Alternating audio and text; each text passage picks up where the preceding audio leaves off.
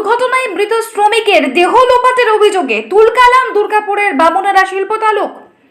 ক্ষুব্ধ শ্রমিকদের সাথে কারখানা কর্তৃপক্ষের চরম বচসা এবং পরে বিধায়কের সামনে গণধোলায় ঘটনা সামাল দিতে কারখানায় কাকসা থানার পুলিশ। সূত্রে খবর, শুক্রবার রাতে বেসরকারি ব্রহ্ম অ্যালয় কারখানার ভিতরে একটি মাল বোঝাই ট্রাকের চাকায় পিষ্ট হয়ে মৃত্যু হয় বছর 27-এর ঠিকা শ্রমিক সুজয় বিশ্বাসের। ঘটনার কথা চাউর হতে উত্তেজিত শ্রমিকরা ব্যাপক ভাঙচুর চালায় ঘাতক ট্রাক এবং কারখানার ভিতরে থাকা বেশ কয়েকটি গাড়ির উপর। অভিযোগ, দুর্ঘটনার পরে কারখানা কর্তৃপক্ষের নির্দেশ মতো শ্রমিকের দেহ লোপাট করে দেওয়ার চেষ্টা করা হচ্ছিল।